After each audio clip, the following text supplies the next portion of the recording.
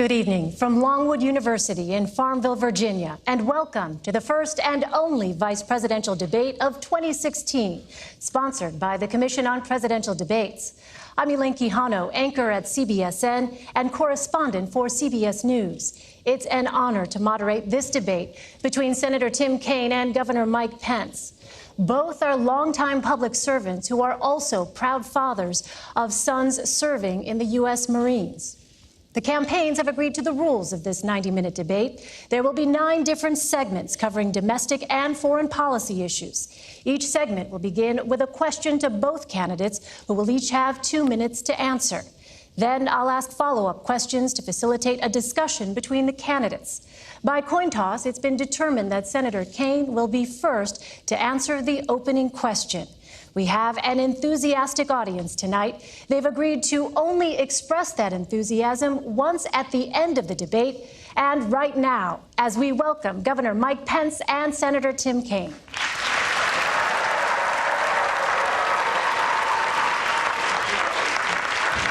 Yes, nice to meet you, Senator. Thank you. It's an honor. Thank you. Nice to meet you. Great to meet you. Thank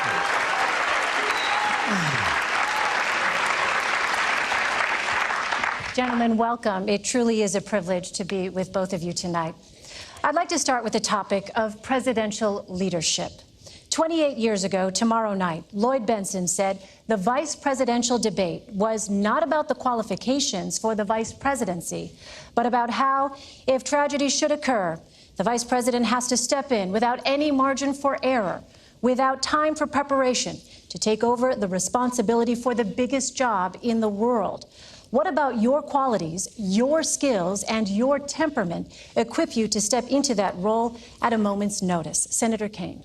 Elaine, thank you for being here tonight. And Governor Pence, welcome. It is so great to be back at Longwood University in Farmville, Virginia. This is a very special place. 65 years ago, a young, courageous woman, Barbara Johns, led a walkout of her high school, Moton High School. She made history by protesting school segregation. She believed our nation was stronger together, and that walkout led to the Brown versus Board of Education decision that moved us down the path toward equality. I am so proud to be running with another strong, history-making woman, Hillary Clinton, to be president of the United States. I'm proud because her vision of stronger together, building an economy that works for all, not just those at the top, being safe in the world, not only with a strong military, but also strong alliances to battle terrorism and climate change, and also to build a community of respect, just like Barbara Johns tried to do 65 years ago. That's why I'm so proud to be her running mate. Hillary told me why she asked me to be her running mate. She said, the test of a Clinton administration will not be the signing of a bill or the passage of a bill. It'll be whether we can make somebody's life better, whether we can make a classroom better learning environment for school kids or teachers, whether we can make us safer. It's going to be about results. And she said to me, you've been a missionary and a civil rights lawyer. You've been a city councilman and mayor. You've been a lieutenant governor and now a U.S. senator. I think you will help me figure out how to govern this nation so that we always keep in mind that the success of the administration is the difference we make in people's lives. And that's what I bring to the ticket, that experience, having served at all levels of government. But my primary role is to be Hillary Clinton's right-hand person and strong supporter as she puts together the most historic administration possible. And I relish that role. I'm so proud of her. I'll just say this. We trust Hillary Clinton, my wife and I, and we trust her with the most important thing in our life. We have a son deployed overseas in the Marine Corps right now. We trust Hillary Clinton as president and commander-in-chief, but the thought of Donald Trump as commander-in-chief scares us to death. Governor Pence. Well, first off, thank you, Elaine, and thank you to Norwood University for their wonderful hospitality. The Commission on Presidential Debates is deeply humbling for me to be here. Be surrounded by my wonderful family. And Senator Kaine, it's an honor to be here with you as well. And I also want to say thanks to everyone that's looking in tonight, who understands what an enormously important time this is in the life of our nation. For the last 7.5 years, we've seen America's place in the world weakened. We've seen an economy stifled by more taxes, more regulation, a war on coal, and a failing health care reform come to be known as Obamacare. And the American people know that we need to make a change. And so I want to thank all of you for being with us tonight. I also want to thank Donald Trump for making that call and inviting us to be a part of this ticket. I have to tell you, I'm a small town boy from a place not too different from Farmville. I grew up with a cornfield in my backyard. My grandfather had immigrated to this country when he was about my son's age. My mom and dad built everything that matters in a small town in southern Indiana. They built a family and a good name and a business, and they raised a family. And I dreamed someday of representing my hometown in Washington, D.C., but honestly, Elaine, I never imagined I'd have the opportunity to be governor of the state that I love, let alone be sitting at a table like this in this kind of a position. So to answer your question, I would say I would hope that if the responsibility ever fell to me in this role, that I would meet it with the way that I'm going to meet the responsibility should I be elected Vice President of the United States. And that's to bring a lifetime of experience, a lifetime growing up in a small town, a lifetime where I've served in the Congress of the United States, where I've led a state that works in the great state of Indiana. And whatever other responsibilities might follow from this, I would hope and frankly I would pray to be able to meet that moment with that lifetime of experience. Senator Kaine, on the campaign trail, you praise Secretary Clinton's character, including her commitment to public service. Yet 60% of voters don't think she's trustworthy. Why do so many people distrust her? Is it because they have questions about her emails and the Clinton Foundation? Elaine, let me tell you why I trust Hillary Clinton. Here's what people should look at as they look at a public servant. Do they have a passion in their life that showed up before they were in public life? And have they held on to that passion throughout their life, regardless of whether they were in office or not, succeeding or failing? Hillary Clinton has that passion. From a time as a kid in a Methodist youth group in the suburbs of Chicago, she has been focused on serving others with a special focus on empowering families and kids. As a civil rights lawyer in the South with the Children's Defense Fund, First Lady of Arkansas and this country's Senator, Secretary of State, it's always been about putting others first. And that's a sharp contrast with Donald Trump. Donald Trump always puts himself first. He built a business career, in the words of one of his own campaign staffers, off the backs of the little guy. And as a candidate, he started his campaign with a speech where he called Mexicans rapists and criminals, and he has pursued the discredited and really outrageous lie that President Obama wasn't born in the United States. It is so painful to suggest that we go back to think about these days where an African American could not be a citizen of the United States. And I can't imagine how Governor Pence can defend the insult-driven, selfish, me-first style of Donald Trump. Governor Pence, let me ask you, you have said Donald Trump is, quote, thoughtful, compassionate, and steady. Yet 67% of voters feel he is a risky choice, and 65% feel he does not have the right kind of temperament to be president. Why do so many Americans think Mr. Trump is simply too erratic? Well, let me say first and foremost that Senator, you and Hillary Clinton would know a lot about an insult-driven campaign. It really is remarkable. At a time when literally, in the wake of Hillary Clinton's tenure as Secretary of State, where she was the architect of the Obama administration's foreign policy, we see entire portions of the world, particularly the wider Middle East, literally spinning out of control. I mean, the situation we're watching hour by hour in Syria today is a result of the failed foreign policy and the weak foreign policy that Hillary Clinton helped lead in this administration and create. The newly emboldened the aggression of Russia, whether it was in Ukraine or now their heavy-handed approach. Their heavy-handed approach. You both have said Vladimir Putin is a better. Gentlemen, we're going to get to Russia in just a moment, but I do want to get back to the question. In the midst, Elaine, thank you, Senator. These guys have praised Vladimir Putin as a great leader. How can they defend that? Senator, we do have that coming up here. But in the meantime, the questions were about your running mates. I must have hit a nerve here. Why the disconnect? At a time of great challenge in the life of this nation, where we've weakened America's place in the world, stifled America's economy, the campaign of Hillary Clinton and Tim Kaine has been an avalanche of insults. Look, to get to your question about trustworthiness, Donald Trump has built a business through hard times and through good times. He's brought an extraordinary business acumen. He's employed tens of thousands of people in this country. And paid a few taxes and lost $1 billion a year. But why the disconnect with your running mates? But there's a reason why people question the trustworthiness of Hillary Clinton, and that's because they're paying attention. I mean, the reality is when she was Secretary of State, Senator, come on. She had a Clinton Foundation accepting contributions from foreign governments. You are Donald Trump's apprentice. Let me talk about this Senator, issue I think I'm still on my time. Well, isn't this a discussion? This is our open discussion. Senator, let's talk about the state of the world. Let me interrupt you and finish my sentence if I can. The Clinton Foundation accepted foreign contributions from foreign governments and foreign donors while she was Secretary of State. Okay, now I can weigh. She had a private server. I get to weigh in. That was discovered to keep that pay-to-play process you have an opportunity out of the reach of the Governor public. Pence doesn't think the world's going so well, and he, is going to say it's everybody's fault. Do you?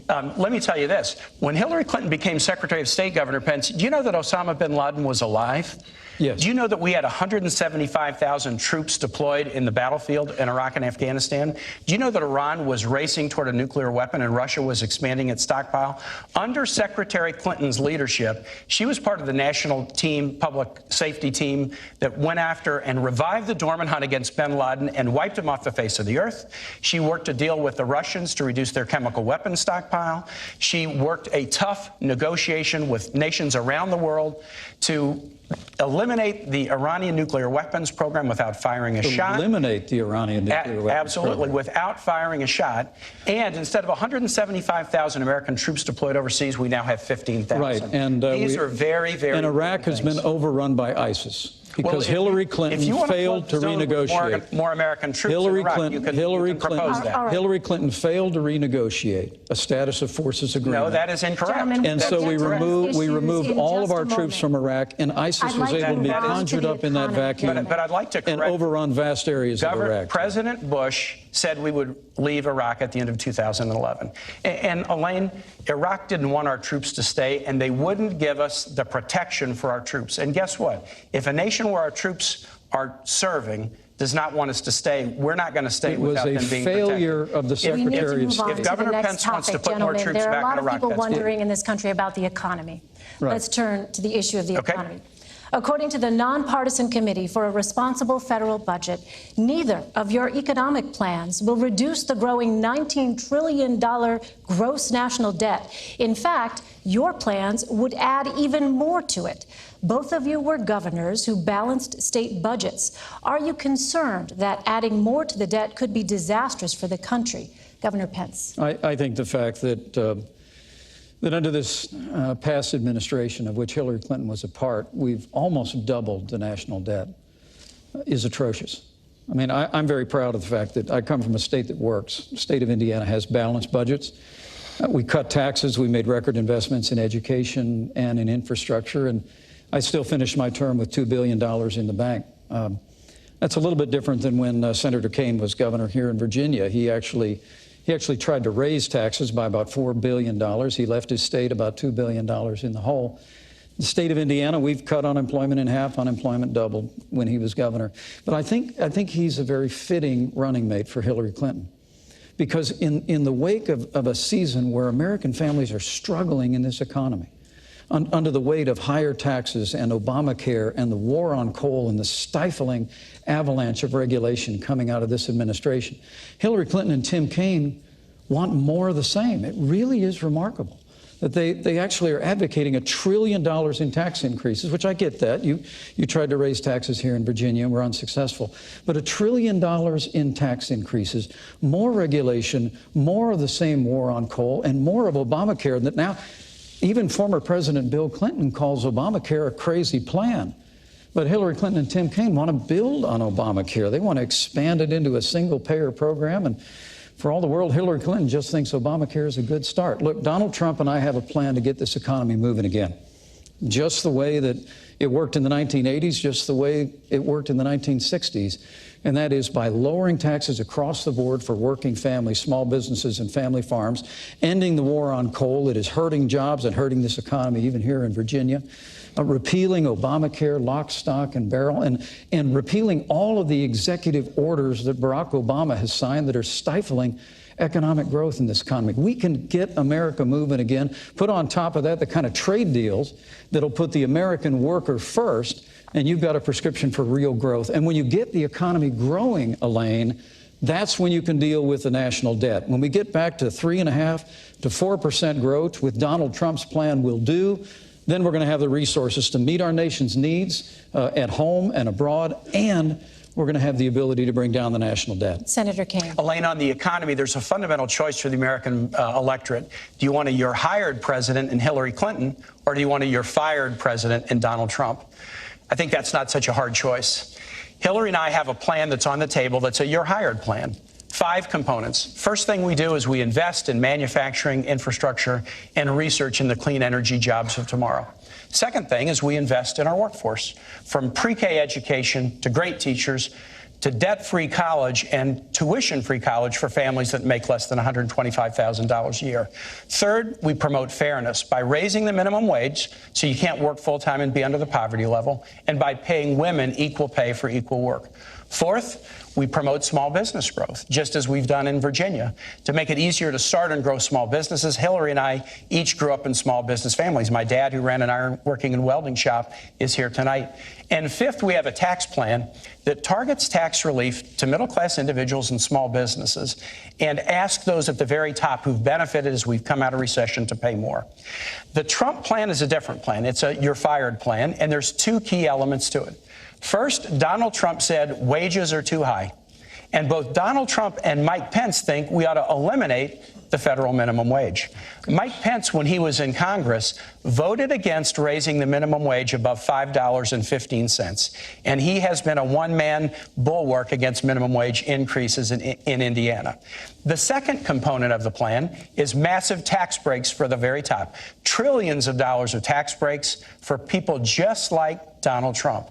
The problem with this, Elaine, is that's exactly what we did 10 years ago, and it put the economy into the deepest recession since the 1930s. Independent analysts say the Clinton plan would grow the economy by 10.5 million jobs. The Trump plan would cost 3.5 million jobs. And Donald Trump, why would he do this? Because his tax plan basically helps him. And if he ever met his promise and he gave his tax returns to the American public like he said he would, we would see just how much his economic plan is really a Trump first plan. On that point, Governor Pence, recently the New York Times released part of Mr. Trump's 1995 tax return and reported that he could have avoided paying federal income taxes for years. Yesterday, Mr. Trump said he brilliantly used the laws to pay as little tax as legally possible.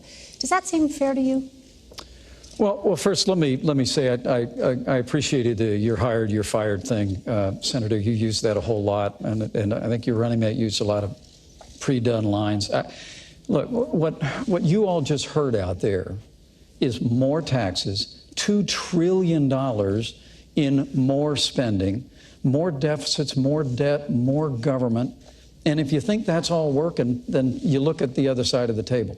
I mean, the truth of the matter is the policies of this administration, which Hillary Clinton and Senator Kaine want to continue, have run this economy into a ditch. We're in the slowest economic recovery since the Great Depression. 15 million new jobs. There are millions more people living in poverty today than the day that Barack Obama, with Hillary Clinton at his side, and the poverty stepped level into the Oval and the median Office. income We have the lowest, improved dramatically between 2014 and 2015. Honestly, Senator, you can roll out the numbers and the sunny side, but I got to tell you, people in Scranton, no different.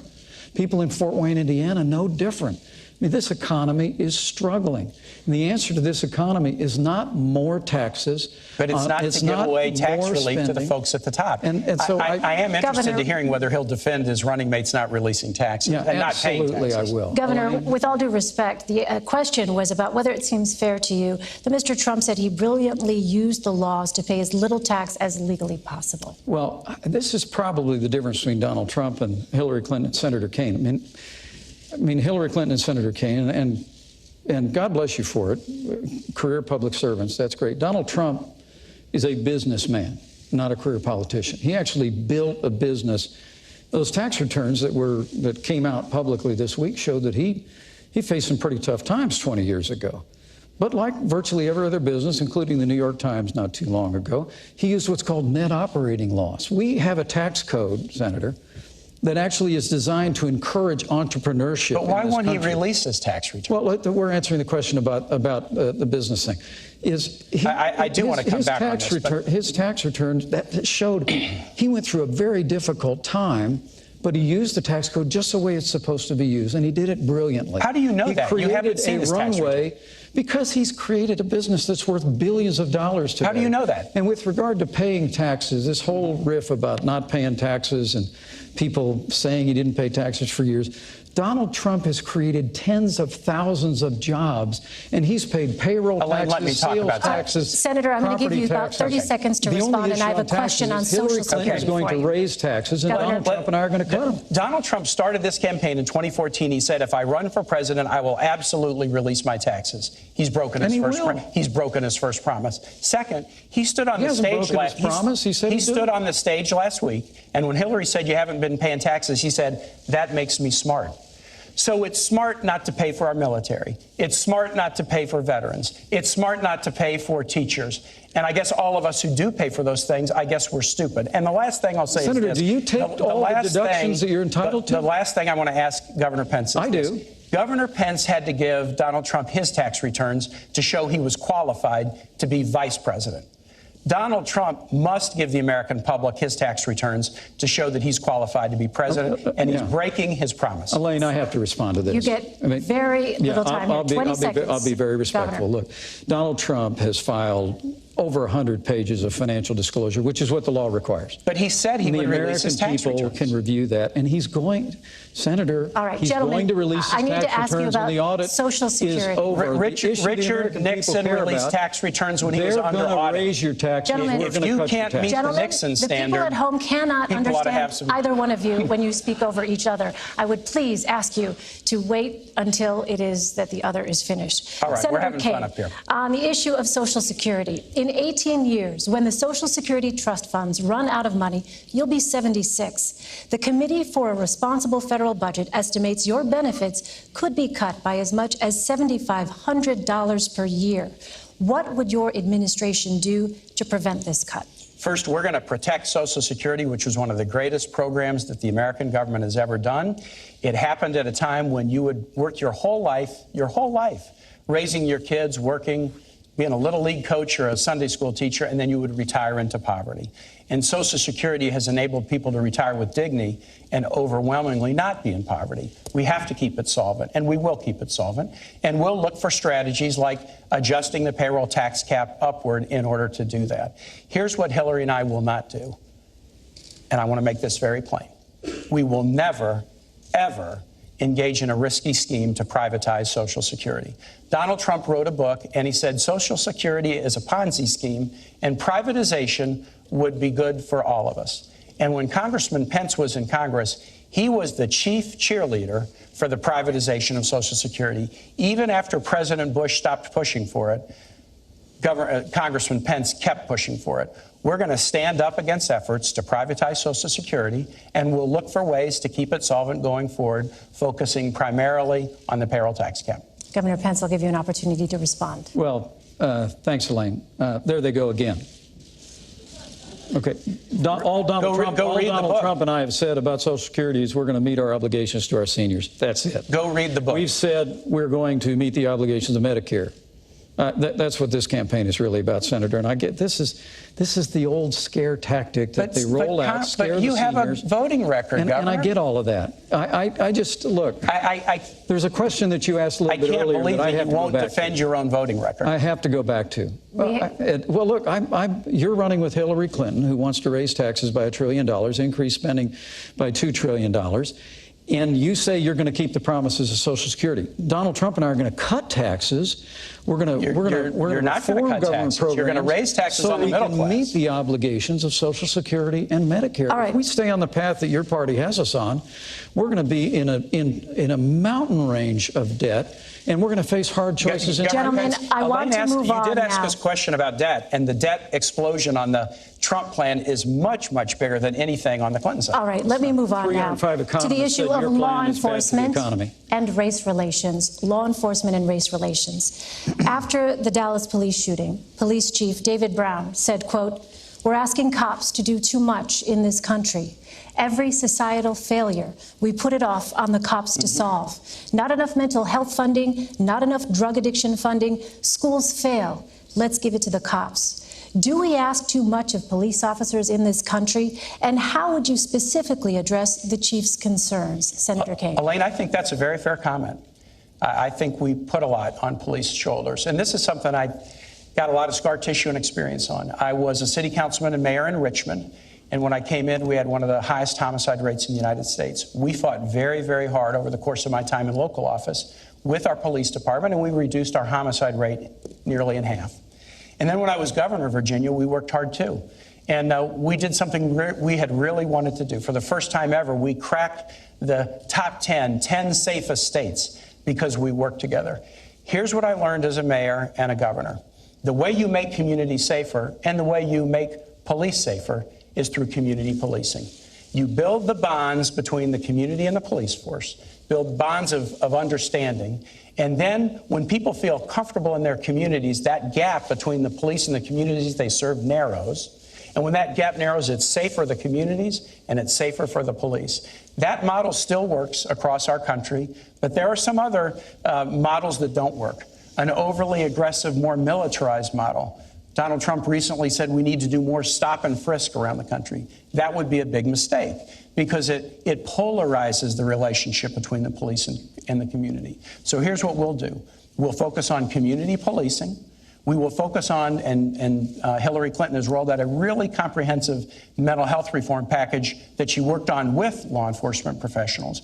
And we will also fight the scourge of gun violence in the United States. I'm a gun owner. I'm a strong Second Amendment supporter. But I got a lot of scar tissue because when I was governor of Virginia, there was a horrible shooting at Virginia Tech. And we learned that through that painful situation, that gaps in the background record check system should have been closed and it could have prevented that crime. And so we're going to work to do things like close background record checks. And if we do, we won't have the tragedies that we did. One of those killed at Virginia Tech was a guy named Liviu Librescu. He was a 70-plus-year-old Romanian Holocaust survivor. He'd survived the Holocaust. Then he survived the Soviet Union takeover of his country. But then he was a visiting professor at Virginia Tech, and he couldn't survive the scourge of gun violence. We can support the Second Amendment and do things like background record checks and make us safer, and that'll make police safer, too. Governor Pence. You know, my uncle was a cop, a career cop, on the beat in downtown Chicago. He was my hero when I was growing up. When we go up to visit my dad's family in Chicago, my three brothers and I would marvel at my uncle when he would come out in his uniform, sidearm at his side. Police officers are the best of us. I mean, men and women, white, African American, Asian, Latino, Hispanic, they put their lives on the line every single day. And let me say, at the risk of agreeing with you, community policing is a great idea. Mm-hmm. It's worked in the Hoosier State. And we fully support that. Donald Trump and I are going to make sure that law enforcement have the resources and the tools to be able to really restore law and order to the cities and communities of this nation. It's probably why the 330,000 members of the Fraternal Order of Police endorsed Donald Trump as the next president of the United States of America, because they see his commitment to them. They see his commitment to law and order. But they also hear the bad-mouthing that comes from people that seize upon tragedy in the wake of police action shootings as a reason to use a broad brush to accuse law enforcement of implicit bias or institutional racism, and that really has got to stop. I mean, when an African-American police officer in Charlotte named Brentley Vinson, an all-star football player who went to Liberty University here in the state, came home, followed his dad into law enforcement, joined the force in Charlotte in 2014, was involved in a police action shooting that claimed the life of Keith Lamont Scott. It was a tragedy. I mean, we mourn with those who mourn. We grieve with those who grieve. We're saddened at the loss of life. But Hillary Clinton actually referred to that moment as an example of implicit bias in the police force, where she used, when she was asked in the debate a week ago whether there was an implicit bias in law enforcement, her only answer was that there's implicit bias in everyone in the United States. I just think what we ought to do is we ought to stop seizing on these moments of tragedy. We ought to assure the public that we'll have a full and complete and transparent investigation whenever there's a loss of life because of police action. But Senator, please, enough of this seeking every opportunity to demean law enforcement broadly by making Elaine, the accusation of implicit bias every time tragedy occurs. Elaine, people shouldn't be afraid to bring up issues of bias in law enforcement. And if you're afraid to have if you're afraid to have the discussion, you'll never solve it. And so here's an example, heartbreaking. We would agree this is a heartbreaking example. The guy Philando Castile, who was killed in St. Paul. He was a worker, a valued worker in a local school. And he was killed for no apparent reason in an incident that will be discussed and will be investigated. But when folks went and explored this situation, what they found is that Philando Castile, who was they called him Mr. Rogers with dreadlocks in the school that he worked. The kids loved him. That he had been stopped by police 40 or 50 times before that fatal incident. And if you look at sentencing in this country, African Americans and Latinos get sentenced for the same crimes at very different rates. We need criminal justice reform. Indiana has passed criminal justice reform. But I just want to say, those who say we should not be able to bring up and talk about bias in the system will never solve the problem. When an African-American police officer is involved in a police action shooting involving an African-American, why would Hillary Clinton accuse that African-American police officer of implicit bias? I guess I can't believe you are defending the position that there is no bias and it's a topic. Governor Pence, I have a question on that point. I did not make that statement. Your fellow Republican, Governor Pence, Senator Tim Scott, who is African-American, recently spoke on the Senate floor. He said he was stopped 7 times by law enforcement in 1 year. A U.S. He Senator. said, I have felt the anger, the frustration, the sadness, and the humiliation that comes with feeling like you're being targeted for nothing more than being just yourself. What would you say to Senator Scott about his experiences? Well, I have the deepest respect for Senator Scott, and he's a close friend. And what I would say is that we need to adopt criminal justice reform nationally. I signed criminal justice reform in the state of Indiana, Senator, and we're very proud of it. I worked when I was in Congress on the Second Chance Act. We have got to do a better job recognizing and correcting the errors in the system that do reflect an institutional bias in criminal justice. But what Donald Trump and I are saying is, let's not have the reflex of assuming the worst of men and women in law enforcement. We truly do believe that law enforcement is not a force for racism or division in our country. Scott, Governor? Law enforcement in this country is a force for good. They truly are people that put their lives on the line every single day.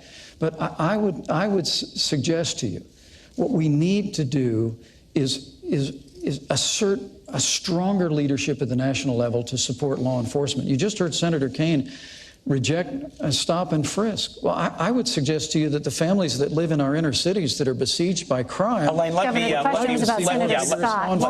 would you tell Senator Scott? If I could jump, but I've heard Senator Scott make that eloquent plea. And look, criminal justice is about respecting the law and being respected by the law. So there is a fundamental respect issue here. And I just want to talk about the tone that's set from the top. Donald Trump during this campaign has called Mexicans rapists and criminals. He's called women slobs, pigs, dogs, disgusting. I don't like saying that in front of my wife and my mother. He attacked an Indiana-born federal judge and said he was unqualified to hear a federal lawsuit because his parents were Mexican. He went after John McCain, a POW, and said he wasn't a hero because he'd been captured. He said African Americans are living in hell, and he perpetrated this outrageous and bigoted lie that President Obama is not a U.S. citizen. If you want to have a society where people are respected and respect laws, you can't have somebody at the top who demeans every group that he talks about. And I cannot believe that Governor Pence will defend the insult-driven campaign that Donald Trump has run. All right, I want to turn to our next segment now, immigration. Your running mates have both said that undocumented immigrants who have committed violent crimes should be deported. What would you tell the millions of undocumented immigrants who have not committed violent crimes? Governor Pence. Well, Donald Trump's laid out a plan to end illegal immigration once and for all in this country. We've been talking it to death for 20 years. Hillary Clinton and Tim Kaine want to continue the policies of open borders, amnesty, catch and release, sanctuary cities, all the things that are driving wages down in this country, Senator. And also, too often, with criminal aliens in the country, it's bringing heartbreak. But Donald Trump has a plan that he laid out in Arizona that will deal systematically with illegal immigration, beginning with border security, internal enforcement. It's probably why, for the first time in the history of Immigrations and Customs Enforcement, their union actually endorsed Donald Trump as the next president of the United States, because they know they need help to enforce the laws of this country. And Donald Trump has laid out a priority to remove criminal aliens, remove people that have overstayed their visas. And once we have accomplished all of that, which will strengthen our economy, strengthen the rule of law in the country, and make our communities safer once the criminal aliens are out, then we'll deal with those that remain. But I have to tell you, I was listening to the avalanche of insults coming out of Senator Kaine a minute ago. These were Donald. He says, hold on a second. It's my time, Senator. It is, in fact, the governor's time. I apologize. This is your 2 minutes. Thanks. I forgive you. He says ours is an insult-driven campaign. Did you all just hear that? Ours is an insult-driven campaign. I mean, to be honest with you, if Donald Trump had said all the things that you said he said in the way you said he said them, he still wouldn't have a fraction of the insults that Hillary Clinton leveled when she said that half of our supporters were a basket of deplorables. She said they were irredeemable. They were not America. I mean, it's extraordinary. And then she laid one after another ism on millions of Americans who believe that we can have a stronger America at home and abroad, who believe we can get this economy moving again, who believe that we can end illegal immigration once and for all. So, Senator, this insult-driven campaign, I mean, that's small potatoes compared to Hillary Clinton calling half of Donald Trump's supporters a basket of deplorables. Hillary Clinton said something on the campaign trail, and the very next day she said, you know what, I shouldn't have said that. She said she shouldn't have said half. Governor, this is Senator Kaine's 2 minutes, please. Yeah, that's right. So now we're even. Yeah. Look for Donald Trump apologizing to John McCain for saying he wasn't a hero. Did Donald Trump apologize for calling women slobs, pigs, dogs, disgusting? She apologized for saying Governor, it is his 2 minutes, please. Did Donald Trump apologize for taking after somebody in a Twitter war and making fun of her weight? Did he apologize for saying African Americans are living in hell? Did he apologize for saying President Obama was not even a citizen of the United States? You will look in vain to see Donald Trump ever taking responsibility for anybody and apologizing. Immigration. There's two plans on the table. Hillary and I believe in comprehensive immigration reform. Donald Trump believes in deportation nation. You got to pick your choice. Hillary and I want a bipartisan reform that will put keeping families together as the top goal. Second, that will help focus enforcement efforts on those who are violent. Third, that will do more border control. And fourth, that will provide a path to citizenship for those who work hard, pay taxes, play by the rules, and take criminal background record checks. That's our proposal. Donald Trump proposes to deport 16 million people, 11 million who are here without documents. And both Donald Trump and Mike Pence want to get rid of birthright citizenship. So if you're born here, but your parents don't have documents, they want to eliminate that. That's another 4.5 million people. These guys, and Donald Trump has said it, deportation force. They want to go house to house, school to school, business to business, and kick out 16 million people. And I cannot believe that Governor Pence would sit here and defend his running mate's claim that we should create a deportation force so that they'll all be gone. Senator, we have a deportation force. It's called Immigrations and Customs Enforcement. And the Union for Immigrations and Customs Enforcement, for the first time in their history, endorsed Donald Trump to be the next president of the United States of America. So you like the 16 million deportation plan? Senator, that's nonsense. Look, what you just heard is they have a plan for open borders, amnesty. Our plan is like Ronald Reagan's plan from 1986. They call it comprehensive immigration reform on Capitol Hill. We all know the routine. It's amnesty. And you heard one of the last things he mentioned was border security. That's how Washington always plays it. No, so I always say we're going to do voted this, for we're border going to do that, security we'll 3 years ago, and Governor Pence was against it. Governor, Mr. Ronald Trump Reagan has said a nation without borders is not a nation. Donald Trump is committed to restoring the borders of this nation, so, Governor, securing our how nation, would these millions of enforcing our laws. undocumented immigrants leave? Would they be forcibly removed? Well, I think Donald Trump laid out a series of priorities that doesn't end with border security. It begins with border security. And after we secure the border, not only build a wall, but beneath the ground and in the air, we do internal enforcement. But he said the focus has to be on criminal aliens. We just had a conversation about law enforcement. We just had a conversation about the violence that's besetting our cities. The reality is that there's heartbreak and tragedy that has struck American families because people that came into this country illegally are now involved in criminal enterprise and activity, and we don't have the resources or the will to deport them systematically. Donald Trump has said we're going to move those people out, people who've overstayed their visas. We're going to enforce the law of this country. We're going to strengthen immigrations and customs enforcements with more resources and more personnel to be able to do that. And then Donald Trump has made it clear, once we've done all of those things, that we're going to reform the immigration system that we have where people can come into this country. That's the order that you should do it. Border security, removing criminal aliens, upholding the law, and then, Senator, I'll work with you when you go back to the Senate. I promise you, we'll work with you to reform the immigration system. I look forward to working together in whatever capacities we serve in, but I just want to make it very, very clear that he's trying to fuzz up what Donald Trump has said. When Donald Trump spoke in Phoenix, he looked the audience in the eye and he said, no, we're building the wall and we're deporting everybody. He said, quote, they will all be gone. They will all be gone. And this is one of these ones where you can just go to the tape on it and see what Donald Trump has said. And to add to it, we are a nation of immigrants. Mike Pence and I both are descended from immigrant families. Some things, maybe weren't said so great about the Irish when they came, but we've done well by absorbing immigrants, and it's made our nation stronger. When Donald Trump says Mexicans are rapists and criminals, Mexican immigrants, when Donald Trump says about your judge, who's your judge? He said that Judge Curiel was unqualified to hear a case because his parents are Mexican. I can't imagine how you could defend that. Gentlemen, I'd like to shift now to the threat of terrorism. Do you think the world today is a safer or more dangerous place than it was 8 years ago? Has the terrorist threat increased or decreased? Senator Kaine.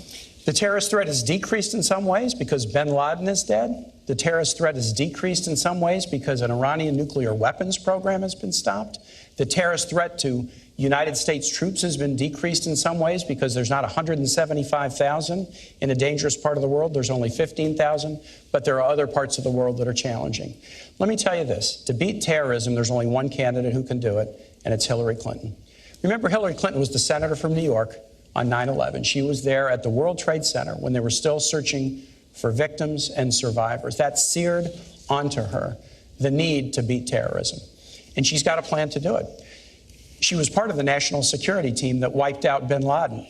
Here's her plan to defeat ISIL. First, we got to keep taking out their leaders on the battlefield. She was part of the team that got bin Laden, and she'll lead the team that will get Abu Bakr al-Baghdadi, the head of ISIS. Second, we got to disrupt financing networks. Third, disrupt their ability to recruit on the internet in their safe havens. But fourth, we also have to work with allies to share and surge intelligence. That's the Hillary Clinton plan. She's got the experience to do it. Donald Trump. Donald Trump can't start a Twitter war with Miss Universe without shooting himself in the foot. Donald Trump doesn't have a plan. He said, I have a secret plan. And then he said, I know more than all the generals about ISIL. And then he said, I'm going to call the generals to help me figure out a plan. And finally, he said, I'm going to fire all the generals. He doesn't have a plan. But he does have dangerous ideas. Here's 4. He trash talks the military. The military is a disaster. John McCain's no hero. The generals need all to be fired, and I know more than them. He wants to tear up alliances. NATO is obsolete and will only work together with Israel if they pay big league. 3rd, he loves dictators. He's got kind of a personal Mount Rushmore. Vladimir Putin, Kim Jong-un, Muammar Gaddafi, and Saddam Hussein. And last and most dangerously, Donald Trump believes that the world will be safer if more nations have nuclear weapons. He said Saudi Arabia should get them, Japan should get them, Korea should get them. And when he was confronted with this and told, wait a minute, terrorists could get those, proliferation could lead to nuclear war, here's what Donald Trump said, and I quote, "Go ahead, folks, enjoy yourselves." I'd love to hear Governor Pence tell me what's so enjoyable or comical about nuclear war. Governor Pence.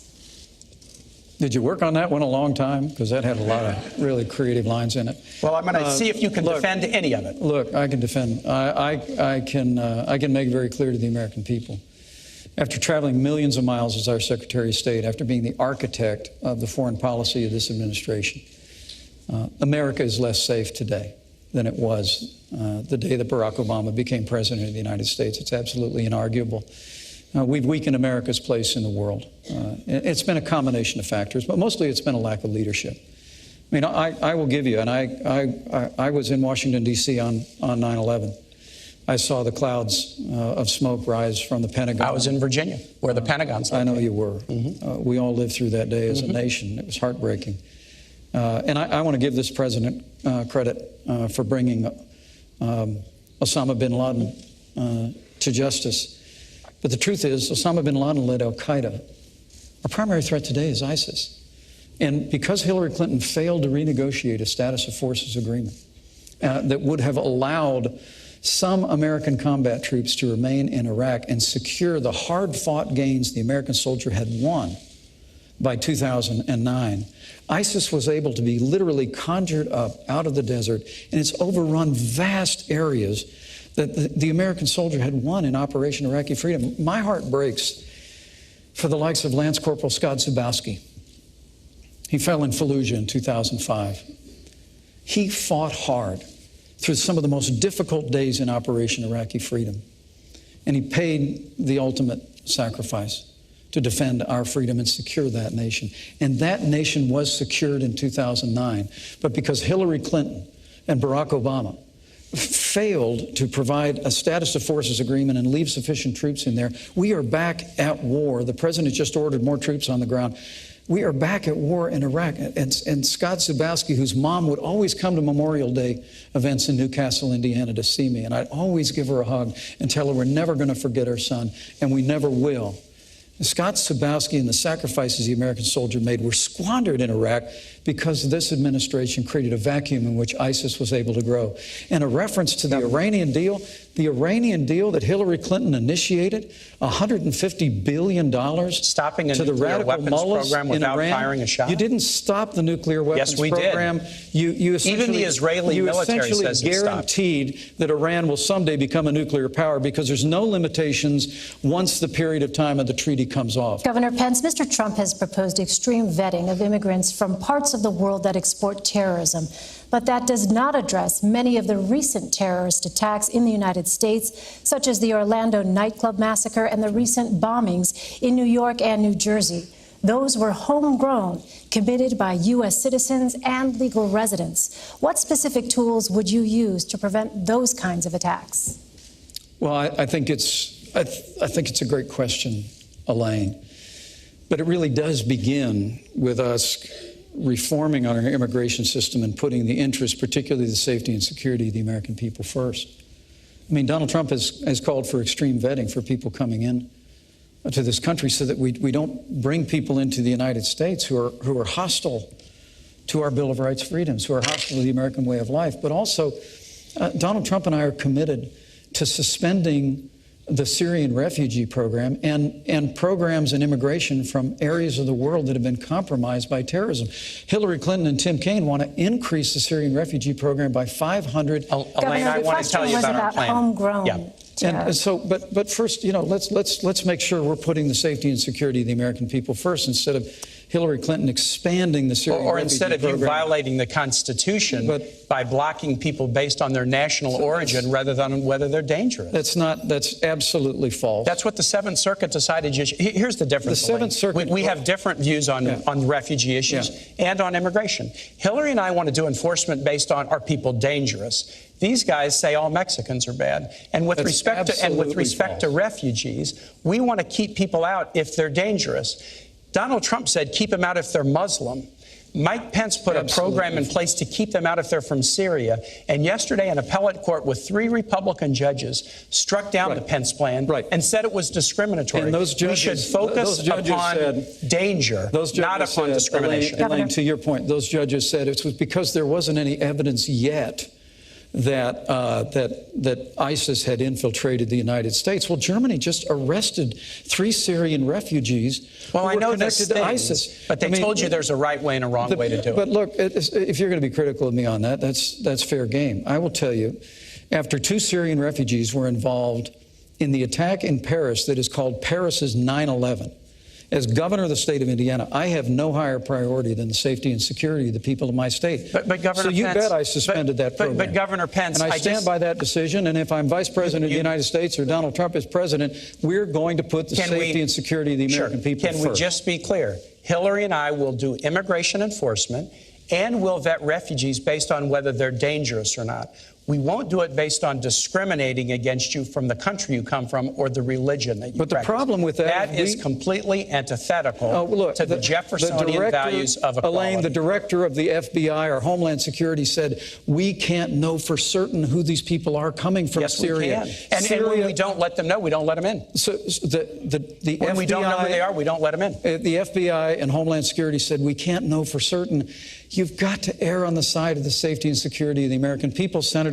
I understand by trashing all Syrians or trashing all Muslims. Senator Kaine, let me ask you this. Secretary Clinton has talked about an intelligence surge. Yes. What exactly would an intelligence surge look like, and how would that help identify terrorists with no operational connection to a foreign terrorist organization? Intelligence surge is 2 things, Elaine. It's 2 things. It's first, dramatically expanding our intelligence capacities by hiring great professionals, but also we've got some of the best intel and cyber employees in the world right here in the United States working for many of our private sector companies. So it involves increasing our own workforce, but striking great partnerships with some of our cyber and intel experts in the private sector so that we can, consistent with constitutional principles, gather more intelligence. But the second piece of this is really, really important. It also means creating stronger alliances, because you gather intelligence and then you share your intelligence back and forth with allies. And that's how you find out who may be trying to recruit, who may be trying to come from one country to the next. Alliances are critical. That's why Donald Trump's claim that he wants to, that NATO is obsolete and that we need to get rid of NATO is so dangerous. That's not his plan. Well, he said NATO is obsolete. And look, if you push aside your alliances, who are you going to share intelligence with? Hillary Clinton is a Secretary of State who knows how to build alliances. She built the sanctions regime around the world that stopped the Iranian nuclear weapons program. And that's what an intelligence surge means. Better skill and capacity, but also better alliances. All right, I'd like to turn now to the tragedy in Syria. Can I speak about the cybersecurity surge at all? You can have 30 seconds, Governor, quickly, please.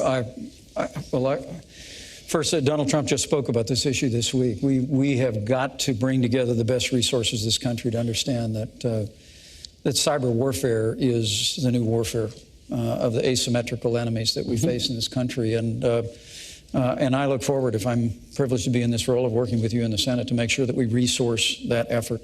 We will work together in whatever roles we inhabit. We have an intelligence serve. But I will also tell you that it's important in this moment to remember that Hillary Clinton had a private server in her home that had classified information on it about drone strikes.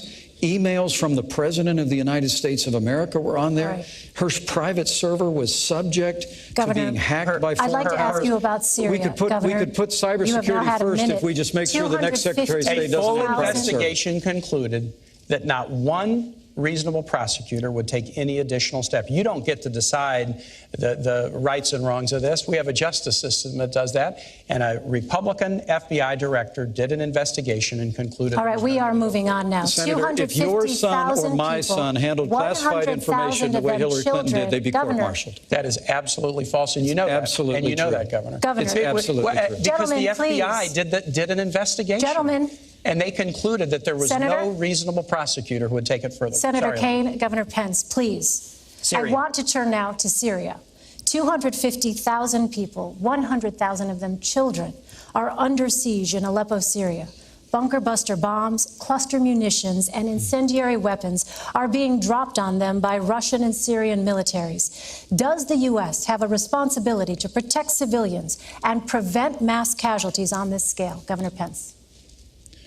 The United States of America needs to begin to exercise strong leadership to protect the vulnerable citizens and over 100,000 children in Aleppo. Hillary Clinton's top priority when she became Secretary of State was the Russian reset. The Russian reset. After the Russian reset, the Russians invaded Ukraine and took over Crimea. And the small and bullying leader of Russia is now dictating terms to the United States to the point where all the United States of America, the greatest nation on earth, just withdraws from talks about a ceasefire while Vladimir Putin puts a missile defense system in Syria while he marshals the forces and begins. Look, we have got to begin to lean into this with strong, broad-shouldered American leadership. It begins by rebuilding our military. And the Russians and the Chinese have been making enormous investments in the military. We have the smallest Navy since 1916. We have the lowest number of troops since the end of the Second World War. We've got to work with the Congress and Donald Trump will to rebuild our military and project American strength in the world. But about Aleppo and about Syria, I truly do believe that what America ought to do right now is to immediately establish safe zones so that families and vulnerable families with children can move out of those areas, work with our Arab partners real time right now to make that happen. And secondly, I just have to tell you that the provocations by Russia need to be met with American strength. And if Russia chooses to be involved and continue, I should say, to be involved in this barbaric attack on civilians in Aleppo, the United States of America should be prepared to use military force to strike military targets of the Assad regime, to prevent them from this humanitarian crisis that is taking place in Aleppo. There's a broad range of other things that we ought to do as well. We ought to deploy a missile defense shield to the Czech Republic and Poland, which Hillary Clinton and Barack Obama pulled back on out of not wanting to offend the Russians back in 2009. We've just got to have American strength on the world stage. And when Donald Trump becomes president of the United States, the Russians and other countries in the world will know they're dealing with a strong American president. Senator Hillary and I also agree that the establishment of a humanitarian zone in northern Syria with the provision of international human aid consistent with the UN Security Council resolution that was passed in February 2014 would be a very, very good idea. And Hillary also has the ability to stand up to Russia in a way that this ticket does not. Donald Trump again and again has praised Vladimir Putin, and it's clear that he has business dealings with Russian oligarchs who are very connected to Putin. The Trump campaign management team had to be fired a month or so ago because of those shadowy connections with pro-Putin forces. Governor Pence made the odd claim. He said, inarguably, Vladimir Putin is a better leader than President Obama.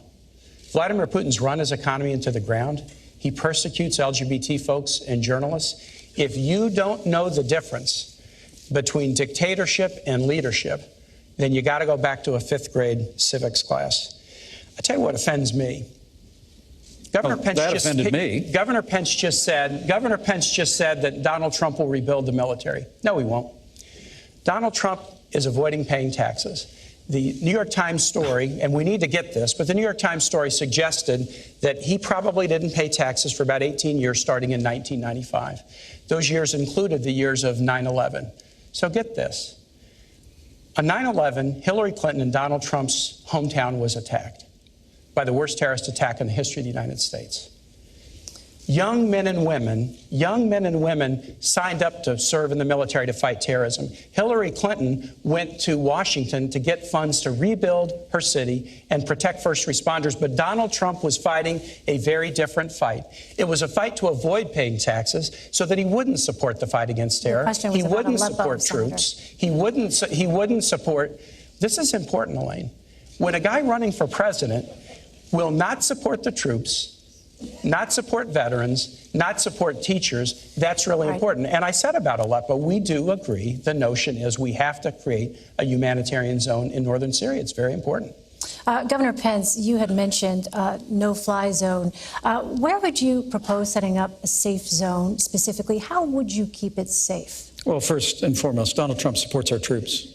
Donald Trump supports our veterans. He won't pay taxes. Donald Trump has paid all the taxes that he's... Do you not take deductions? Gentlemen, this How is does that work? about Syria. I'd like to ask But it is about our troops. Senator, honestly, it is Senator, about our troops. I understand why you want to change it. I understand why you want to change the subject.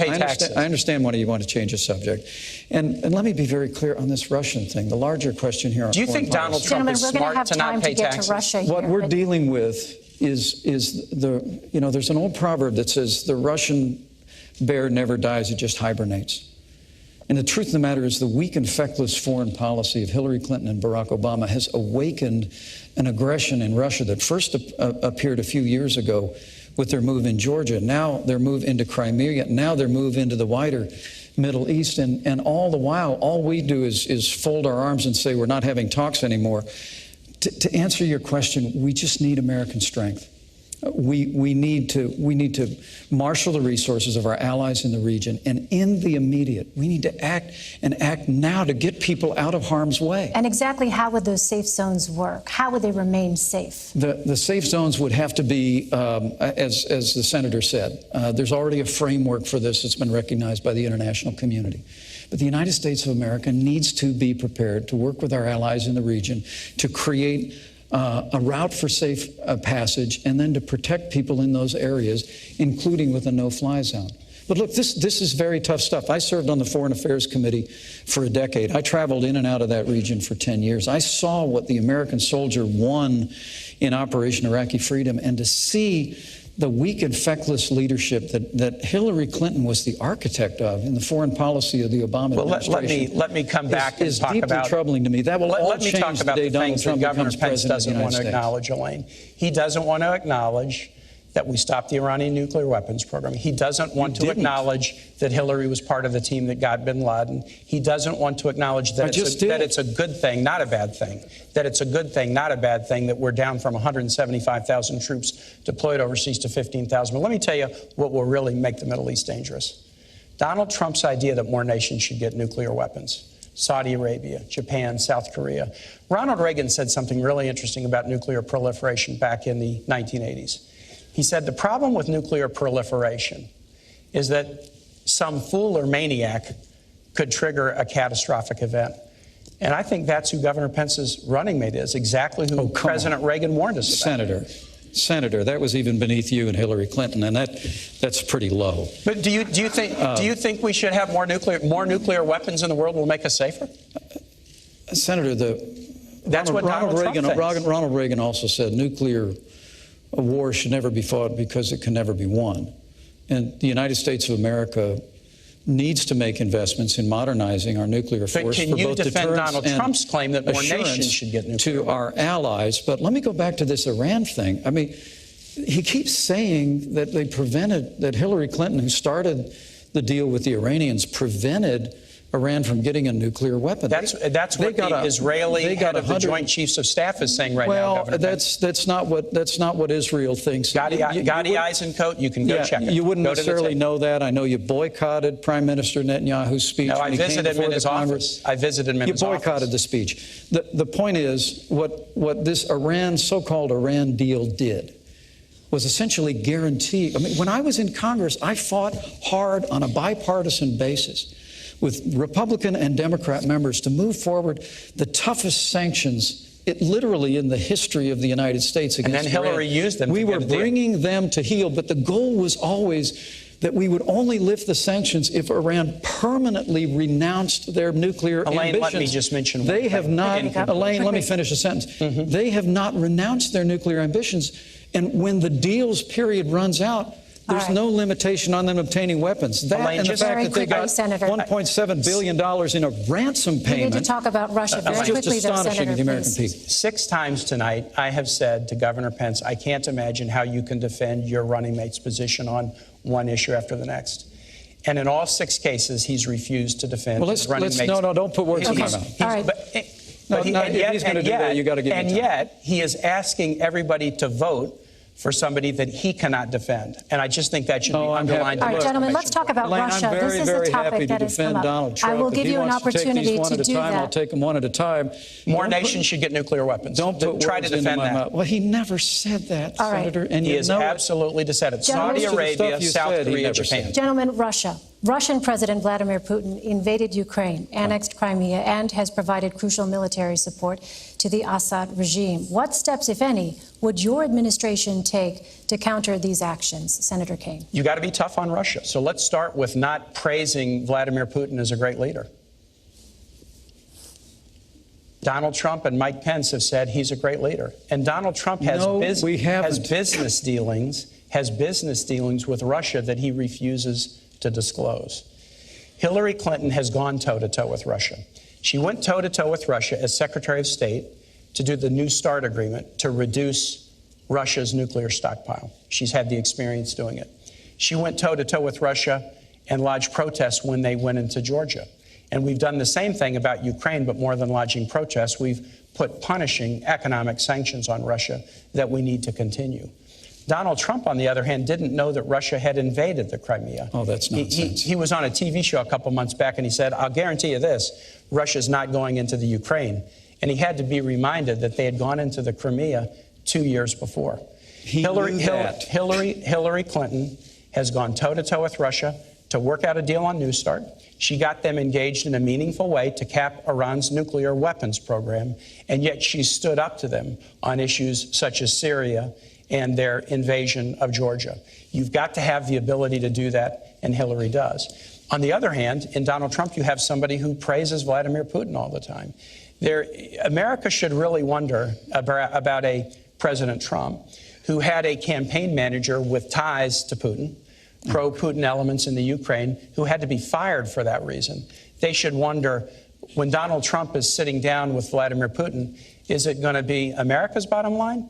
Or is it going to be Donald Trump's bottom line that he's going to be worried about with all of his business dealings? Now, this could be solved if Donald Trump would be willing to release his tax returns, as he told the American public that he would do. And I know he's laughing at this, but every president... What's it got to do with Russia? Every president since Richard Nixon has done it, and Donald Trump has said, I'm doing business with Russia. The only way the American public will see whether he has a conflict of interest... No, he hasn't said that. Senator, He your time is up. Governor. Well, thanks. Just trying to keep up with the insult-driven campaign on the other side of the table. I'm just saying facts about your running mate. Yeah. Well, and I know you can't defend Senator, him. please, I'm happy to defend him, Senator. Don't put words in my mouth that I'm not defending him. You're not. I'm happy to defend him. Most of what you said is completely false, and the American people know that. I'll run through the list of things where you the old days Senator, where you please, can just say stuff and people believe it. Look, this is the alternative universe of Washington, D.C. versus reality. Hillary Clinton said her number one priority was a reset with Russia. That reset resulted in the invasion of Ukraine. After they'd infiltrated with what are called little green men, Russian soldiers that were dressing up like Ukrainian dissidents. And then they moved all the way into Crimea, took over the Crimean Peninsula. And Donald Trump knew that happened. He basically was saying it's not going to happen again. The truth of the matter is that what you have in the rise of aggressive Russia, which has had increased its influence in Iran, that now because of this deal is on a pathway in the future to obtain a nuclear. The leading state sponsor of terror in the world, in Iran, now has a closer working relationship with Russia because of Hillary Clinton and Barack Obama's foreign policy. And $150 billion and sanctions all being lifted. And then, of course, Syria. I mean, it really is, extraordinary. Syria is imploding. You just asked a very thoughtful question about the disaster in Aleppo.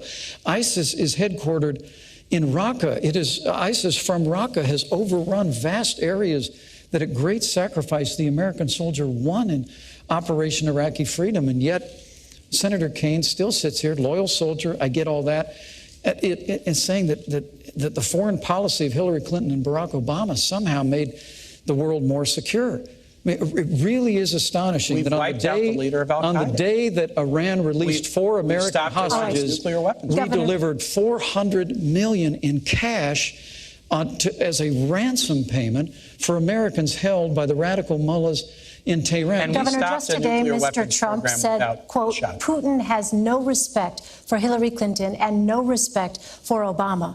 Why do you think he'll respect a Trump-Pence administration? Strength. Plain and simple. Business. Donald Trump, that's nonsense. Donald Trump Donald Trump's son leader says who is going to lead with American strength. Senator, I'll give you a chance to respond. We're going to rebuild our military. And let me say this whole Putin thing. Look, America is stronger than Russia. Our economy is 16 times larger than the Russian economy. America's political system is superior to the crony, corrupt capitalist system in Russia in every way. When Donald Trump and I observe that, as I've said, in Syria, in Iran, in Ukraine, that the small and bullying leader of Russia has been stronger on the world stage than this administration, that's stating painful facts. That's not an endorsement of Vladimir Putin. That's an indictment of the weak and feckless leadership of Hillary Clinton and Barack Obama. Well, this is one where we can just kind of go to the tape on it. But Governor Pence said, inarguably, Vladimir Putin is a better leader than President Obama. That is absolutely inaccurate. And I just think a guy he's been stronger on the world stage. No, you said leader. And I'll just say this, Governor. You just said better. If you mistake leadership for dictatorship and you can't tell the difference, a country that's running its economy. Yeah, here we go. This is the grade school thing again. Right. If you can't tell the difference, you shouldn't be commander in chief. Yeah. And with Donald Trump's sons say that they have all these business dealings with Russia. Those could be disclosed with tax returns, but they refuse to do them. Americans need to worry about whether Donald Trump will be watching out for America's bottom line or his own bottom line. Senator Kaine, what went wrong with the Russia reset? Vladimir Putin. Vladimir Putin is a dictator. And what would you do differently? Vladimir Putin is a dictator. He's not a leader. Anybody who thinks otherwise doesn't know Russian history and they don't know Vladimir Putin. Hillary Clinton knows exactly who this guy is. John McCain said, I look at his eyes and I see KGB, and Hillary kind of has that same feeling. So how do you deal with them? We do have to deal with Russia in a lot of different ways. There are areas where we can cooperate. So it was Hillary Clinton who worked with Russia on the New START treaty to reduce their nuclear weapons stockpile. It was Hillary Clinton that worked with Russia to get them engaged in a community of nations to stop the Iranian nuclear weapons program without firing a shot. She's not going around praising Vladimir Putin as a great guy, but she knows how to sit down at a table and negotiate tough deals. This is a very challenging part of the world, and we ought to have a commander-in-chief who is prepared and done it, rather than somebody who goes around praising Vladimir Putin as a great leader. All right, I'd like to ask now about North Korea, Iran, and the threat of nuclear weapons. Mm-hmm. North Korea recently conducted its 5th and most powerful nuclear test. Right. What specific steps would you take to prevent North Korea from developing a nuclear-armed missile capable of reaching the United States? Governor Pence. Well, first, we need to make a commitment to rebuild our military, including modernizing our nuclear forces. And we also need an effective American diplomacy that will marshal the resources of nations in the Asian Pacific Rim to put pressure on North Korea, on Kim Jong-un, to abandon his nuclear ambitions. It has to remain the policy of the United States of America, the denuclearization of the Korean Peninsula. Plain and simple. And when Donald Trump is president of the United States, we're not going to have the kind of posture in the world that has Russia invading Crimea and Ukraine, that has the Chinese building new islands in the South China Sea, that has literally the world, including North Korea, flouting American power. We're we're going to go back to the days of peace through strength. But I have to tell you that all this talk about tax returns, and I get it, you know, you want to keep bringing that up. It must have until played he well in meets his some focus group. But here, Hillary Clinton and her husband set up a private foundation called the Clinton Foundation. While she was Secretary of State, the Clinton Foundation accepted tens of millions of dollars from foreign governments and foreign donors. Now y'all need to know out there, this is basic stuff. Foreign donors and certainly foreign governments cannot participate in the American political process. They cannot make financial contributions. But the Clintons figured out a way to create a foundation where foreign governments and foreign donors could donate millions of dollars.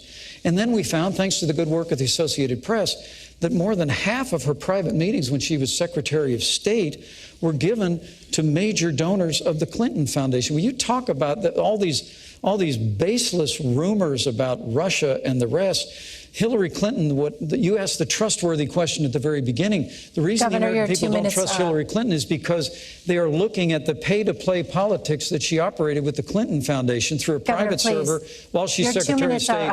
And they're saying enough is enough. Senator Kaine. I'm going to talk about the foundation, then I'll talk about North Korea. So, on the foundation, I am glad to talk about the foundation. The Clinton Foundation is one of the highest rated charities in the world. It provides AIDS drugs to about 11.5 million people. It helps Americans deal with opioid overdoses.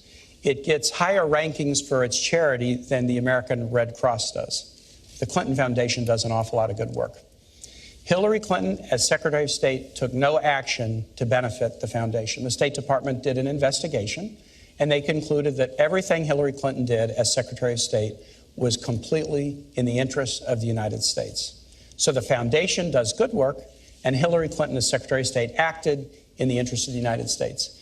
But let's compare this now with the Trump Organization and the Trump Foundation. The Trump Organization is an octopus-like organization with tentacles all over the world, whose conflict of interest could only be known if Donald Trump would release his tax returns. He's refused to do it. His sons have said that the organization has a lot of business dealings in Russia. And remember, the Trump Organization is not a nonprofit. It's putting money into Donald Trump's pockets and into the pockets of his children, whereas the Clinton Foundation is a nonprofit, and no Clinton family member draws any salary. The Trump Foundation is a nonprofit. In addition, Donald Trump has a foundation.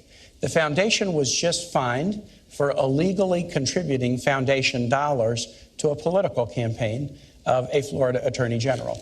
They made an illegal contribution, and then they tried to hide it by disguising it as somebody else. And the person they donated to was somebody whose office was charged with investigating Trump University. This is the difference between a foundation that does good work and a Secretary of State who acted in accord with American interests, and somebody who is conflicted in doing work around the world and won't share with the American public what he's doing and what those conflicts are. Governor, I will give you 30 seconds to respond because I know you want to. But again, I would remind you both this was about North Korea. Well, thank you. Thank you. The Trump Foundation is a private family foundation. They give virtually every cent in the Trump Foundation to charitable causes. Political less than 10 cents on the dollar in the Clinton Foundation has gone to charitable causes. $20,000 portrait of Donald Trump? Less than 10 cents on the dollar, the Clinton Foundation has gone to charitable causes. 90%. It has been a platform for the Clintons to travel the world, to have staff. But honestly, Senator, we would know a lot more about it if Hillary Clinton would just turn over the 33,000 emails that she refused to turn over. Senator Kaine, in her private server. We'd have a much better picture of what the Clinton Foundation was doing. Senator Kaine, if you had intelligence that North Korea was about to launch a missile, a nuclear-armed missile capable of reaching the United States, would you take preemptive action? If we look, a president should take action to defend the United States against imminent threat. You have to. The president has to do that. Now, exactly what action, you would have to determine what your intelligence was, how certain you were of that intelligence, but you would have to take action. You asked a question about how do we deal with North Korea. I'm on the Foreign Relations Committee. We just did an extensive sanctions package against North Korea. And interestingly enough, Elaine, the UN followed and did virtually the same package. often China will use their veto in the Security Council to veto a package like that. They're starting to get worried about North Korea, too. Yeah. So they actually supported the sanctions package, even though many of the sanctions are against Chinese firms, Chinese financial institutions. So we're working together with China, and we need to. China is another one of those relationships where it's competitive, it's also challenging, and in times like North Korea, we have to be able to cooperate. Hillary understands that very well. She went once famously to China and stood up at a human rights meeting and looked him in the eye and said, women's rights are human rights. They didn't want her to say that, but she did. But she's also worked on a lot of diplomatic and important diplomatic deals with China, and that's what it's going to take. The thing I would worry a little bit about is that Donald Trump owes about $650 million to banks, including the Bank of China. I'm not sure he could stand up so tough to the people who have loaned him money. All right, I'd like to turn to our next segment now. And in this, I'd like to focus on social issues. You have both been open about the role that faith has played in your lives. Can you discuss in detail a time when you struggled to balance your personal faith and a public policy position? Senator Kaine. Yeah, that's an easy one for me, Elaine. It's an easy one. I'm really fortunate. I grew up in a wonderful household with great Irish Catholic parents. My mom and dad are sitting right here. I was educated by Jesuits at Rockhurst High School in Kansas City, my 40th reunions in 10 days. And I worked with Jesuit missionaries in Honduras now nearly 35 years ago, and they were the heroes of my life. I try to practice my religion in a very devout way and follow the teachings of my church in my own personal life. But I don't believe in this nation, a First Amendment nation, where we don't raise any religion over the other and we allow people to worship as they please, that the doctrines of any one religion should be mandated for everyone. For me, the hardest struggle in my faith life was the Catholic Church is against the death penalty, and so am I. But I was governor of a state, and the state law said that there was a death penalty for crimes if the jury determined them to be heinous. And so I had to grapple with that. When I was running for governor, I was attacked pretty strongly because of my position on the death penalty. But I looked the voters of Virginia in the eye and said, look, this is my religion. I'm not going to change my religious practice to get one vote, but I know how to take an oath and uphold the law. And if you elect me, I will uphold the law. And I was elected, and I did. It was very, very difficult to allow executions to go forward, but in circumstances where I didn't feel like there was a case for clemency, I told Virginia voters I would uphold the law, and I did. That was a real struggle, but I think it is really, really important that those of us who have deep faith lives don't feel like we can just substitute our own views for everybody else in society, regardless of their views. Governor Pence. Well, it's a wonderful question, and my Christian faith is at the very heart of who I am. I was also raised in a wonderful family of faith. It was church on Sunday morning and grace before dinner, but my Christian faith became real for me when I made a personal decision for Christ when I was a freshman in college. And I've tried to live that out, however imperfectly, every day of my life since. And with my wife at my side, we've followed a calling into public service where we've tried to keep faith with the values that we cherish. And with regard to when I struggle, I appreciate and I have a great deal of respect for Senator Kaine's sincere faith. I truly do. That's shared. But for me, I would tell you that for me, the sanctity of life proceeds out of the belief that ancient principle that where God says, before you were formed in the womb, I knew you.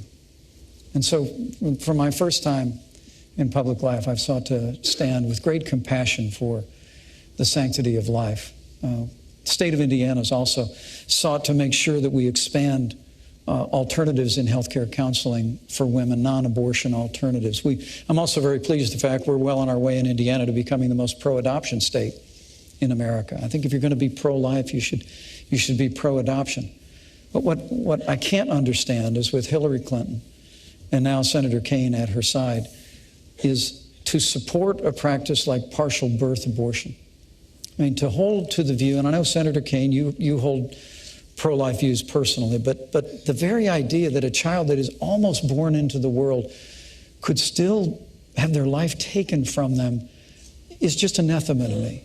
And I can't conscience about a party that supports that, or that I know you've historically opposed taxpayer funding of abortion, but Hillary Clinton wants to repeal the long-standing provision in the law where we said we wouldn't use taxpayer dollars to fund abortion. So for me, my faith informs my life. I try and spend a little time on my knees every day, but it all for me begins with cherishing the dignity, the worth, the value of every human life. Elaine, this is a fundamental question, a fundamental question.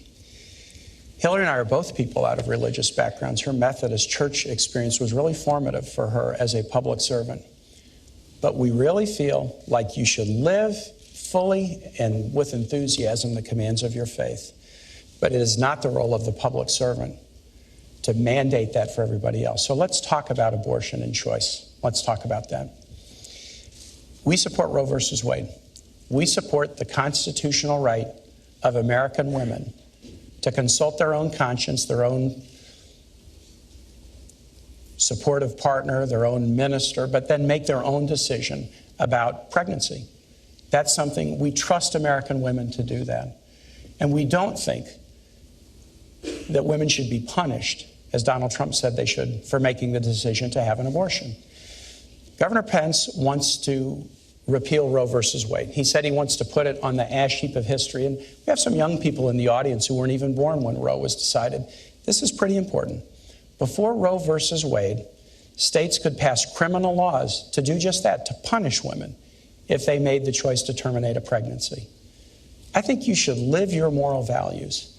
But the last thing, the very last thing that government should do is have laws that would punish women who make reproductive choices. And that is the fundamental difference between a Clinton-Kaine ticket and a Trump-Pence ticket that wants to punish women who make that choice. It's really not. Donald Trump and I would never support legislation that punished women who made the heartbreaking choice to end a pregnancy. And why did Donald Trump say that? We just never would. Why did he say that? Well, look, he's not a polished politician like you and Hillary Clinton.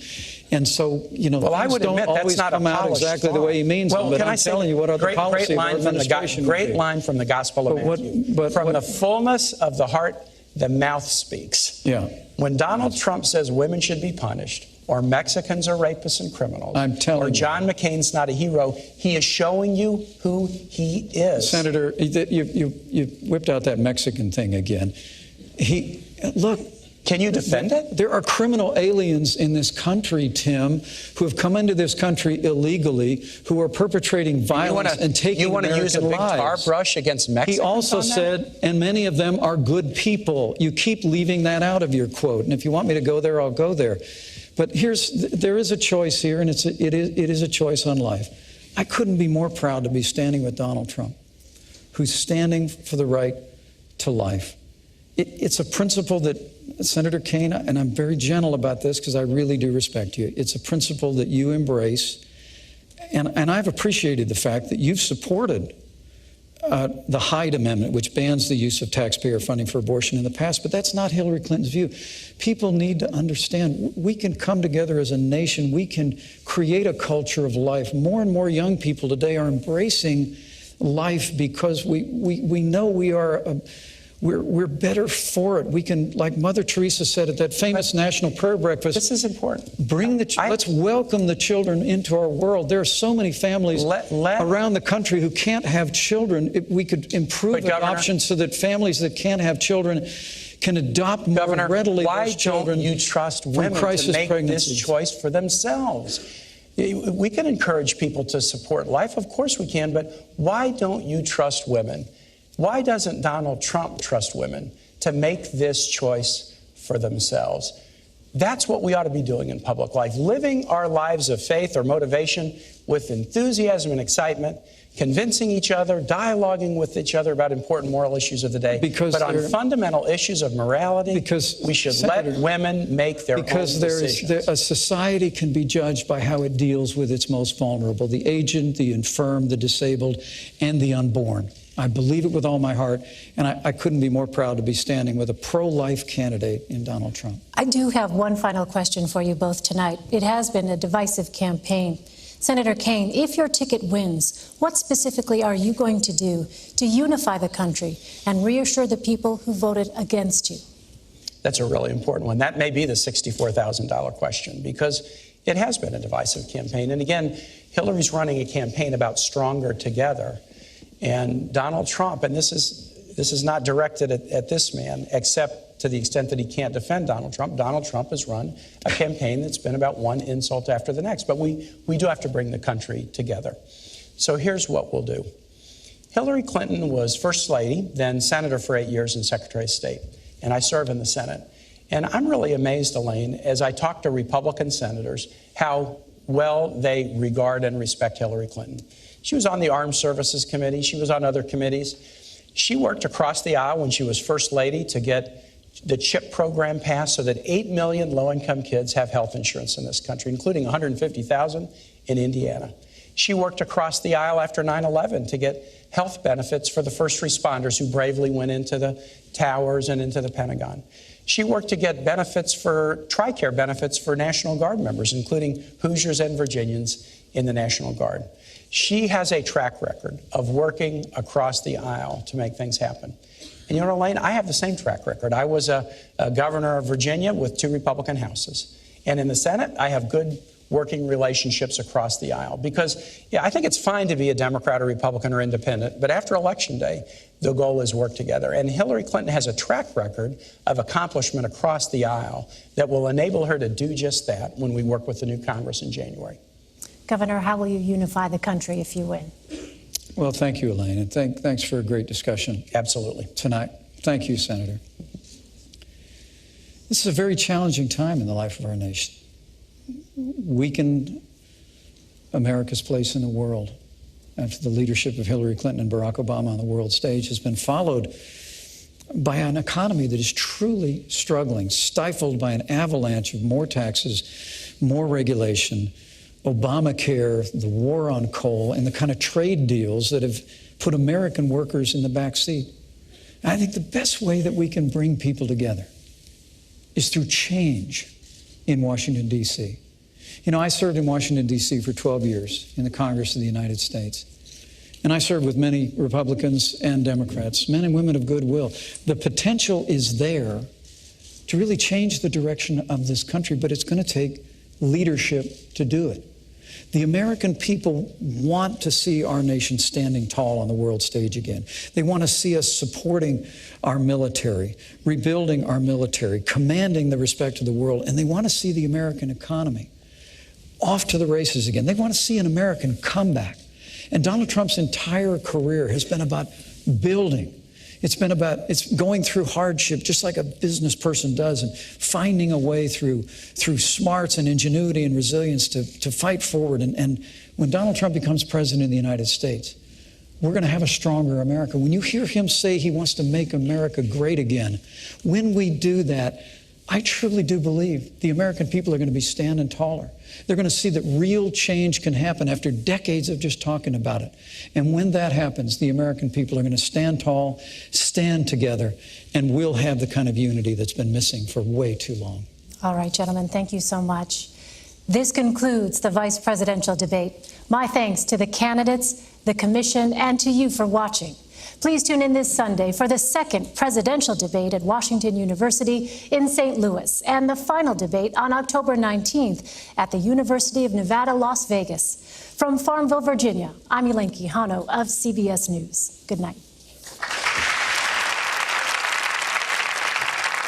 And so concludes the 90-minute battle between the number 2 of the vice presidential candidates in a spirited exchange at times, seated, unlike what we saw a week ago in the presidential debate.